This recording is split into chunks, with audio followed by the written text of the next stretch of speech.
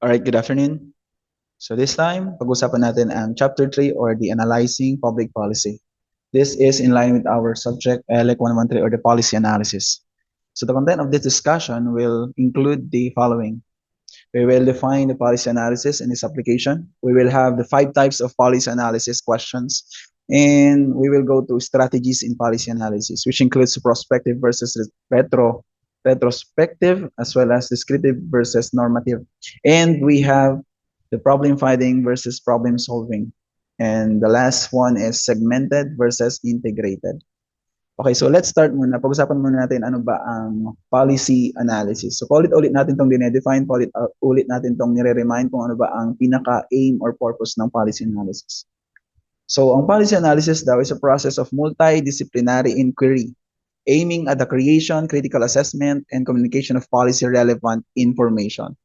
So pag sinabi nating process of multidisciplinary inquiry, it is also the process of studying and understanding policies to solve real problems. So gumagamit siya ng mga ideas and methods from different fields of study, kagaya ng mga social sciences, psychology, etc., sociology, etc. So the goal is to create, check, and share useful information that helps in making better decisions. For example, if a government wants to reduce traffic congestion in a city, syempre kailangan niya ng policy analysis. Anong may tutulong ng policy analysis? The policy analysis helps by collecting data, studying causes, comparing solutions, and recommending the best option or policy option. So policy analysis helps leaders choose the most practical, rational, and fair solution to the real-world problem. So, merong dalawang side ang policy analysis. It is normative and partly descriptive. So, pag sinabi nating descriptive, ang tanong dyan is, ano yung situation? What is happening, kumbaga? So, descriptive siya. This part is about studying and explaining policies as they are. Gumagamit siya ng mga tools from social sciences like economics, sociology, political science to describe the causes and effects of a policy. Kailangan niya ng descriptive analysis. So gagamit siya ng descriptive analysis. For instance, studying how a new tax affects prices and people's spending. So kung pag-aaralan mo daw kung paano ang isang bagong tax policy nakakaapekto sa presyo ng mga bilihin at sa value ng kaya rate ng pag-spend ng mga tao, kailangan mo ng policy analysis. Normative siya kasi kailangan mo ding hindi lang titignan kung ano yung nangyayari, kundi kailangan mo ding hanapin kung ano dapat ang mangyari. So, ang tanong dyan is, what should be done or what ought to be? Yung kanina, pag sinabi nating descriptive, it is what is happening or anong meron. So, sa normative, ano dapat ang meron, kumbaga. This part is about making value judgment. So, deciding what is good, what is fair, or what is better. Baka naman mas maganda itong ganitong policy. Ang tanong dyan is, what should be done? Sabi ko nga. So, not just what is happening. So, for example, dun sa bagong new tax policy is, example, yung savings tax, no? Tataas nga yung income, pero is it equitable? Is it fair para sa mga poor families? Or if baka meron namang mas better way to raise money, hindi lang sa pagtaas ng mga taxes, pagtaas ng pagkakaroon ng iba't ibang tax policies. In short, ang policy analysis is about both explaining and policy analysis is about explaining how policies works and judging what should be done. So, hindi mo lang tinitignan kung ano yung facts, but also you are explaining or judging yung efficiency, yung equity, yung security, liberty, and democracy. So, policy analysis is also designed to provide policy information about the 5 types of question. So, ginagawa ang policy analysis para ma-solve itong 5 klase ng question. Sinasagot niya itong policy problem, ano yung problema, Ano yung expected policy outcome? Ano yung preferred policies? Ano yung observed policy outcomes? And ano dapat ang performance? So take note na ang policy analysis, sinasagot niya itong policy information na ito, yung mga questions about these things. Una is the policy problem. So pag sinabi nating policy problem, it is the unrealized need, value, or opportunity for improvement. It is the unrealized need, value, or opportunity for improvement attainable through public action. So in other words, it is something society needs, values, or can improve through government action. So to identify it, kailangan daw natin ng information about the causes and the values. Pag sinabi natin causes, antecedents. And then kapag sinabi natin values, these are what people care about. For example, ang high unemployment as a policy problem, isa sa mga cause could be school dropouts. Ito yung mga antecedent condition, kumbaga. So, people value education and fair job opportunities. So, that's the problem to solve. If we define the problem wrongly, gaya ng pagsasabi na unemployment is only caused by laziness, we may choose the wrong solution. So the way to a problem to be solved is to define the shapes, the search for available solutions. So para sa uh, paghanap ng solution, kailangan mo nang i-define muna or i-identify kung ano ba yung unrealized need o mga pangangailangan, mga opportunities for you to understand kung ano talaga yung problema. Gaya ng sabi natin, kung magamit tayo ng iba't ibang klase ng tools, iba't ibang klase ng techniques like the use of problem tree analysis, like root cause analysis, yung pinagawa ko sa inyo dati. So that is the policy problem. Ang policy analysis daw, sinasagot niya itong klaseng, ito yung information about the policy problem. The second is the expected policy outcomes. Pag sinabi natin expected policy outcomes, these are likely consequences of one or more policy alternatives designed to solve a problem. So these are likely results of different policy options. For example, if the government gives scholarships, expected outcome is more students stay in school. Pag maraming scholarship, mas marami ang mag-aaral. Anong epekto? It will lead to what? Mas mababang rate ng unemployment. But the future is uncertain. Kumbaga, ano yung expected policy outcome pag in-implement ng ganito? Pwedeng bumaba ang unemployment, kaso nga lang, hindi naman certain yung future, kumbaga. Hindi mo masasabi. But the situations can decide. So, but since the future is uncertain, values and situations can change. So, predicting outcomes requires creativity and insight, not just the data. So, dahil may data ka na dati, ano to, mas marami ang unemployed dahil hindi nga sila nakapagtapos. Pero kung i-implement mo yung forecasting o yung expected policy outcomes, titignan mo kung ano ba yung pwedeng maging consequences ng mga policy alternatives, you are now predicting the outcomes that requires creativity and insight. Ibig sabihin ng creativity and insight, hindi ka lang magbe-base sa facts, but also you will use rational decision making and logical decision making. So kaya nga, lagi nating binabanggit na dapat logical siya, dapat rational siya yung decision making. So hindi ka lang gagamit ng mga facts, but also you will use your creativity in logical reasoning. It is a way a problem is defined, shapes the search for available solutions. Naulit lang yung kanina. So next is the preferred policy outcome. So kanina na-identify mo yung policy problem, and then ano yung expected policy outcomes, mga consequences ng mga policy alternatives na gusto mong i-propose. And then ngayon is ano dapat yung preferred policy mo? Ano yung based doon sa policy alternatives mo, ano yung napili mo na potential solution to that problem of unemployment, for example. So ang preferred policy is the potential solution to a problem. This is the chosen solution. So kanina, you identify the expected policy outcomes of the different policy alternatives na ginawa mo. Ngayon, ano ang pipiliin mo sa kanila? Meron ka ng tatlo ang pinopose mo. Alin doon ang pinaka potential na makatulong para solusyonan yung problema.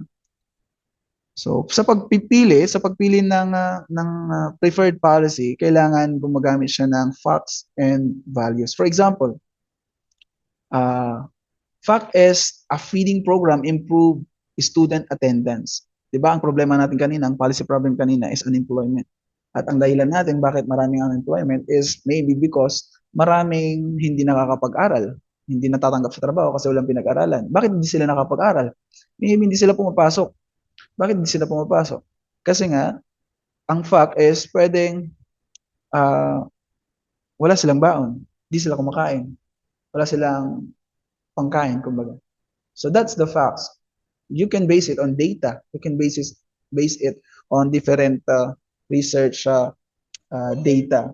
And the value is society cares about fairness and child welfare. Together, they justify choosing a school feeding program. So dahil nga nakita mo na yung reason, yung reason ng ng pagkakaroon ng poor attendance in schools ay yung kawalan ng pagkain ng mga bata, meron kang policy alternative na tumutukoy sa feeding program na nagsasabi na kailangan nating mag-feeding program.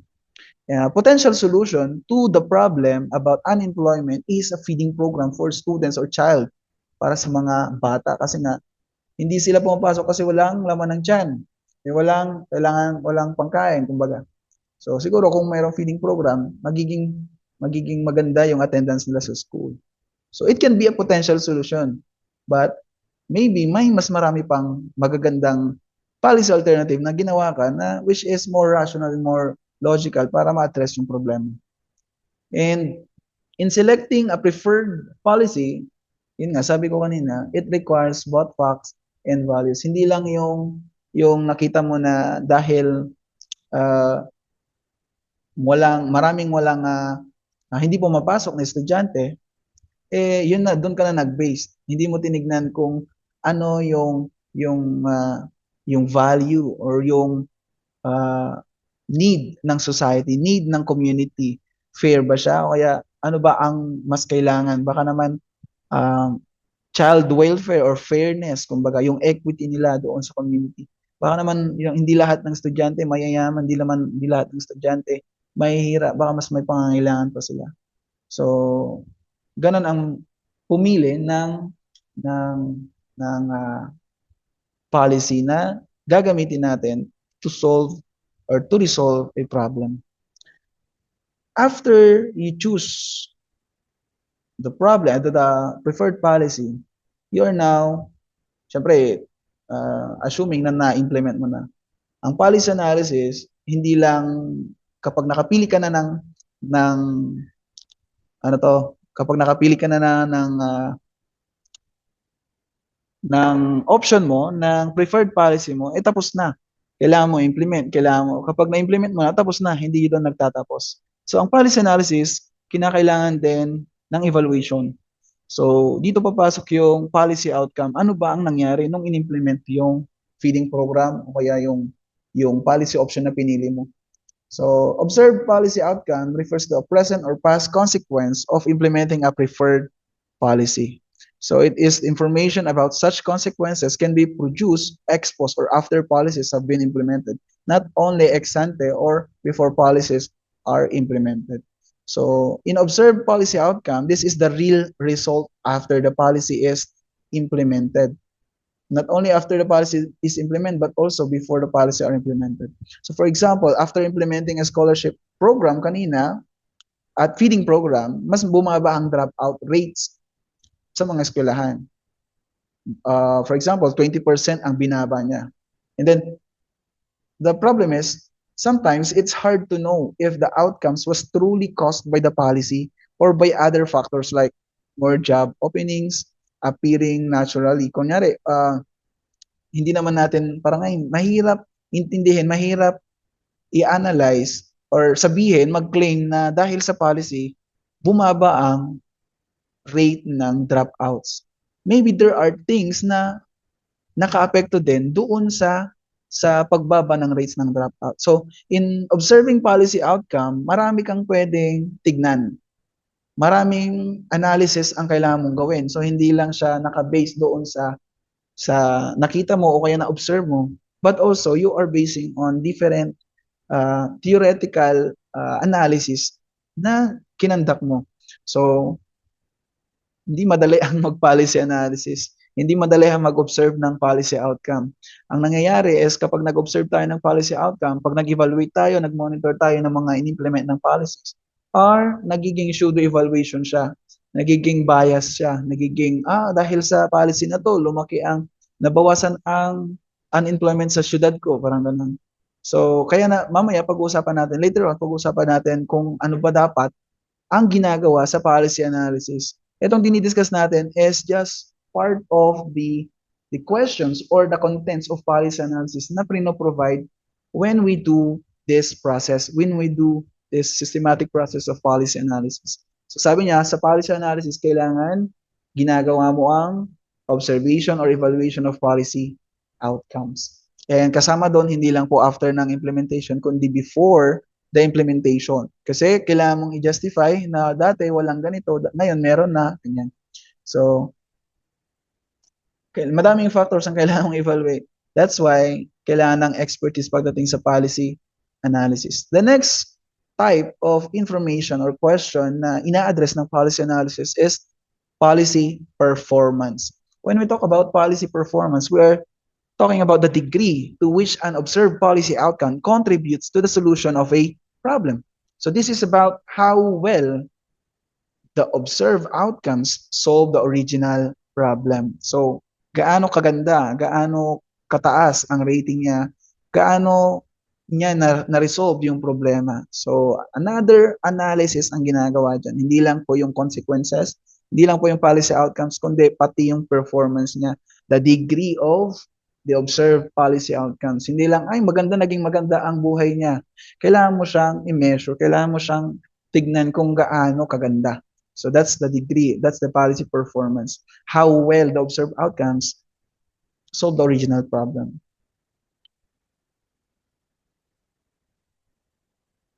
There are 4 strategies in policy analysis.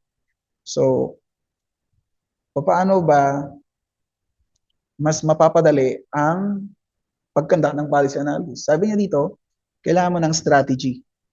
Ano yung mga strategies na gagawin ko para hindi ako mahirapang mag-policy analysis? Una is prospective and retrospective analysis. Ito yung mga guide mo kung anong gagawin mo pag nag-policy analysis ka. Pag gumawa ka ng policy brief mo, ng policy memorandum mo, or policy document mo, prospective, retrospective analysis, descriptive and normative analysis, and problem finding and problem solving. Pwede ding segmented or integrated analysis. Pwede kang pumili sa mga ganitong strategies. Let's start with prospective and retrospective analysis. Pag sinabi nating retrospective analysis, it is the production and transformation of information before policy actions are taken. In other words, it's about looking forward. Kaya nga prospective, because you will prospect. Kumbaga, you will predict what might happen if a policy is adopted. So, for example, before passing a new tax law, the government studies how it will affect businesses and consumers, gaya ng sa atin sa City of San Fernando. Before they pass they pass a tax policy, kailangan muna nilang maintindihan how it will affect businesses and consumers. That's why, ginawa nila is, sa 50% tax, business tax additional, is nagkanak sila ng public forum. Diba? If you have attended. Meron din tayong isang issue na pinag-uusapan nationally, which is the 20% savings tax na sinasabi sa social media. And pag sinabi natin yung savings tax, diba? Upon analysis, itong 20% savings tax na sinasabi nila is they found out that removing tax exemption for long-term deposits or savings will eventually help the economic system of the country. So sa prospective analysis, tinitignan nila kung ano ba ang magandang epekto ng pagkakaroon ng tax policy which is the 20% savings tax. Ang sinasabi ng 20% savings tax is tatanggalin daw nila yung tax exemption. Ibig sabihin is dati merong tax exemption kapag yung savings mo naka-time deposit for about more than 5 years. So kung meron kang 100,000 at naka-time deposit siya sa within 6 years, ibig sabihin is matataksan siya ng 20%. Ngayon, pero noon kapag 5 years at yung more than 5 years yung savings mo na naka-time deposits, walang tax yun, tax exempted dati yun. Kasi dati, based on Republic Act 12214 or the 12214, is sinasabi niya doon na yung 20% tax for savings interest imposed for regular savings and time deposits below 5 years. So kung below 5 years yung time deposit mo, is hindi meron ng 20% tax. So, ibig sabihin meron na talaga.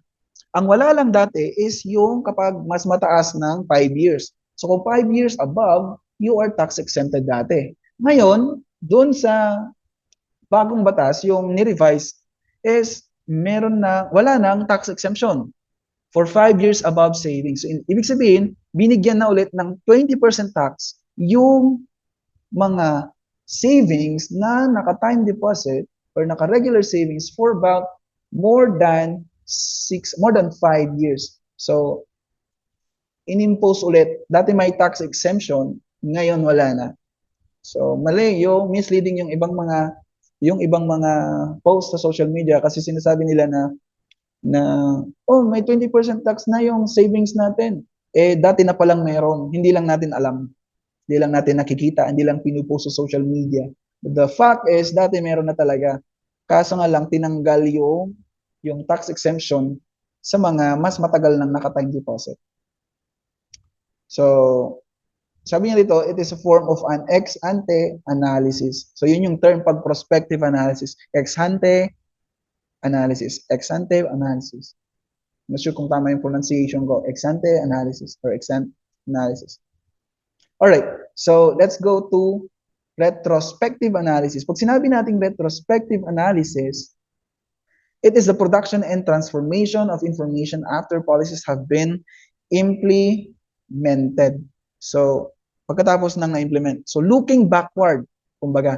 Kanina, looking forward, prediction. Ngayon, retro, pabalik. You need to look backward pagkatapos ma-implement nung policy. Looking backward, evaluating what actually happened after a policy was implemented. For example, checking after 5 years if the tax law really increased government revenue or hurt small business. Ngayon, yung 20% savings tax, diba? In-impose na para sa mga 5 years above na merong time deposit, mga regular savings. In-impose sila. Ngayon, after 5 years, titingnan ngayon kung ano ang nangyari. Ano ang naging epekto. So, that's retrospective analysis. So, for another example is the SK, kumbaga. From SK 1, Republic Act 10752 or the SK Reform Act of 2015, yung pagsasabatas ng SK Reform Act, napansin nila na mababa pa rin ang participation ng mga kabataan. Bakit kaya? Kasi sabi nila, kulang daw, wala daw, parang may motivation ang mga SK. Kasi wala silang honorarium sa mga SK kagawad. Sa mga SK chairman lang ang meron. Kaya, ang ginawa nila is, nag-produce ulit sila ng, nag-revise sila ng batas. From RA 10752, naging RA 11768. Ngayon, meron ng honorarium ang mga SK kagawads. Alam niyo ba kung magkano ang honorarium nila? Sabi ng batas, not more than salary grade 9, step 1. Kaya nung bala kung ano yun, magkano yun. So the 10% of barangay budget goes to SK programs kung titignan natin. So yung 10% of barangay budget goes to SK programs. 25% of those 10% goes to personal services. Ano yung personal services? Kasama doon yung honorarium ng mga SK. Taken as a whole, 2.5% of the total barangay budget goes to SK honorarium. So, ganun yung kalakaran sa barangay level. And dahil nga nakita nila na mababa pa rin, nag-conduct sila ng analysis, retrospective analysis, after 5 years of implementation of Republic Act 10742 kasi tin-implement siya ng 2015. So nasa batas yung RA 10742 noong 2015. And then nag-conduct sila ng study, 5 years, kunyari, 10 years or more than 5 years, marami pa rin ang nangyayaring kawalan ng partisipasyon sa mga kabataan. And napagalaman nila, kahit nga ang Philippine Youth Development Plan or sinasabi niya doon na yung mga studies are na to, mababa pa rin ang SK participation, youth participation. Kaya siguro, sabi nila, kailangan ng isabatas ang karoon ng SK reform or mag-revise mag-amend yung batas na yun. So, ganun ang retrospective. Kung kanina, ex-ante analysis, ngayon, it is a form of ex-post analysis. Tapos na.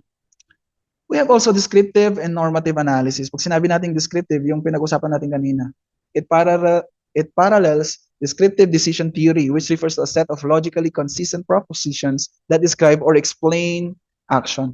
So descriptive analysis, it's about explaining policies as they are. So ibig sabihin, dinidescribe natin, in-explain natin kung ano yung facts, ano yung cause, ano yung effect. So for example, is pag mag-aaral ka kung ilang estudyante ang nagbe-benefit dun sa free tuition law. So descriptive yun, ilan, ilang estudyante. So pag sinabi na, another definition is, it is the main function of descriptive analysis is to explain, understand, and predict policies by its causality. So, hindi lang siya facts. Tinutukoy din niya yung cause and effects. So, di-describe mo bakit marami ang hindi pumapasok. Kasi mataas ang tuition. Kaya, sige, gagawa tayo ng free tuition law. Ngayon, meron ng free tuition law. Bakit marami pa rin ang hindi pumapasok? Meron nang ang free tuition law. So, ilan ang hindi pumapasok? Ano yung cause ng bakit hindi sila pumapasok? Maybe dahil wala silang baon. Bakit wala silang baon? Wala silang pangkain, wala silang pambayad ng mga thesis, o kaya pambayad ng mga Xerox copies, photocopies ng mga pinapagawa sa schools. Diba? So, madaming factors. Kaya di-describe mo doon. Sabi ng descriptive analysis is explaining the facts, the cause, and effects of a certain problem. Okay, so pag normative naman, pag dinidescribe mo yung analysis kanina, yung facts and causes kanina, dito naman, tinitingnan mo, ni-evaluate mo, nag-judge ka na based on values. Ano dapat ang meron? Hindi ba dapat, ano to, lahat magkaroon ng, pati private dapat sana, merong free tuition law, hindi lang public. Diba? Fair ba yan? Equitable ba yan? Sustainable ba yan? Sustainable, speaking of sustainable, tatagal ba yan? Diba? So, every year ba yan? Merong pondo? Depende kung pupunduhan sa GAA. Diba? Alright, so normative is, tinitingnan mo doon kung ano yung value. You will judge the policy, yung in-implement, yung free tuition ba na in-implement is equitable? Is it fair or sustainable? So, normative analysis also, its propositions rest on disagreements about values such as efficiency, equity, responsiveness, liberty, and security. So dito yung pinag-usapan is mga values na, mga needs, mga something na pangangailangan ng community. Dapat efficient, dapat equitable, dapat responsive yan, dapat sustainable yan. Hindi lang siya equal, dapat equitable siya. Anong pinagkaiba ng equality and equity?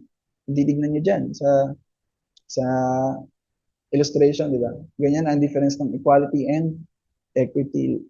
Binigyan mo nga ng ng pare-parehong resources, pero iba-iba naman yung needs nila.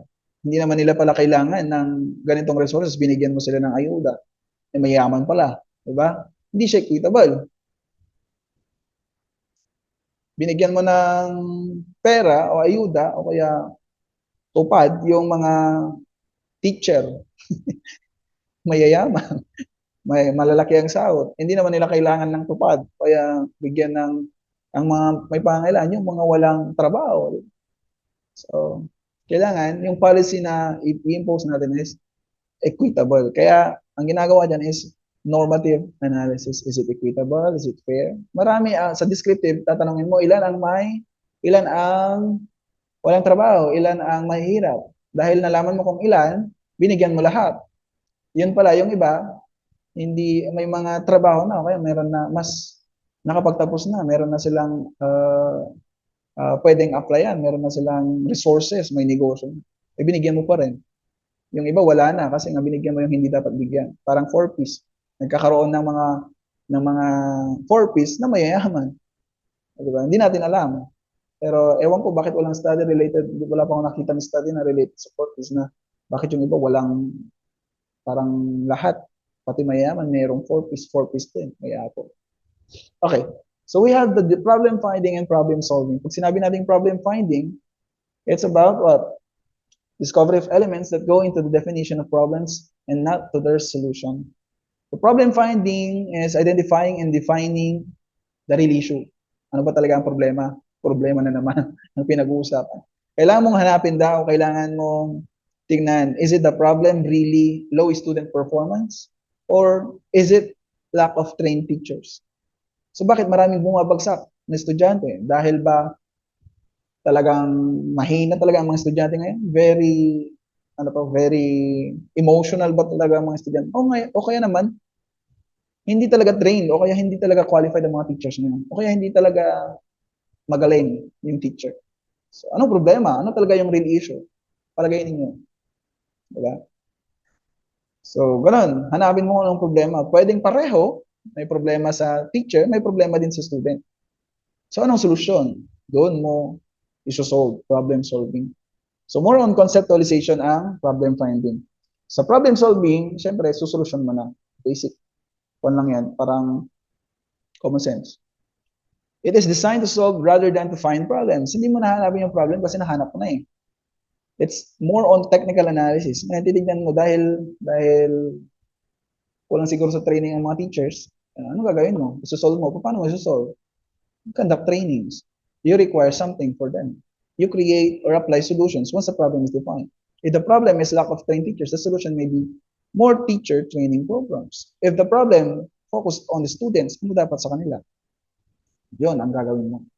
Pag-isipan mo. Anong solusyon kapag talaga mahina ang mga estudyante? Bakit sila mahina? Yung tanong. Diba? Baka naman may problema sa trabaho, may problema sa pamilya, kaya sila nahihina. Baka naman walang pera, kaya nanghihina. Diba? Ganun naman yung mga common causes of problems, mga problema. Yan ang pwedeng sabihin, ganun ang mga teachers. Baka may problema sa pera, may sumasahod naman sila. Segmented and integrated analysis. Pag sinabi natin segmented is analyzing one part of the policy problem at a time. So, studying one part of a policy problem at a time, hindi buong problema, isa-isa lang. Example, looking only at the economic impact of a housing policy. So, housing policy, marami ang walang naka-squatter, walang trabaho. Merong economic impact yon. Pero, yung economic impact na problema, madaming causes yan. Sabi ng segmented analysis, isa-isa lang. Isa muna dito. Parang unemployment. Hindi lang walang trabaho dahil tambay, dahil walang education. Maraming causes kung bakit maraming unemployment. Bakit? Maraming hindi nakakapagtrabaho. Kasi tamad ang mga tao maghanap ng trabaho. Bakit? Kasi maraming ayuda ang mga gobyerno. Laging nagbibigay ng ayuda, tatama rin talaga yan. Utilizing single strategy of policy analysis.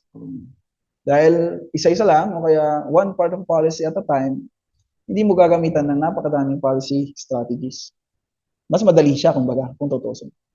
Pag sinabi naman natin integrated analysis, kabaliktaran ng segmented analysis. So integrated analysis is about studying the problem as a whole across multiple dimensions.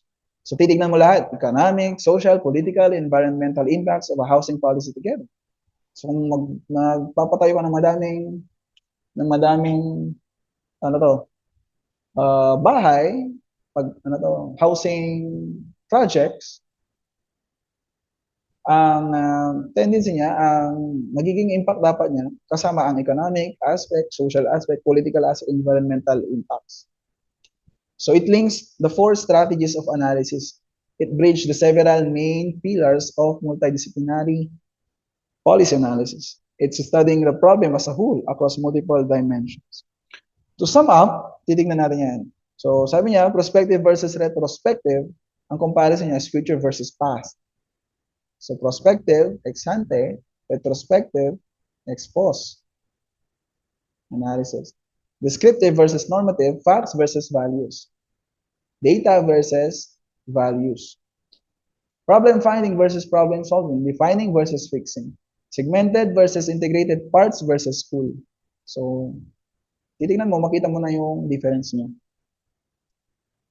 In summary, we have tackled about the policy analysis, definitions, and the 5 types of policy questions na nire-resolve ng policy analysis. We also talk about the strategies in policy analysis, which includes the perspective, retrospective, etc. Next time, pag-usapan natin yung process, methods of policy analysis.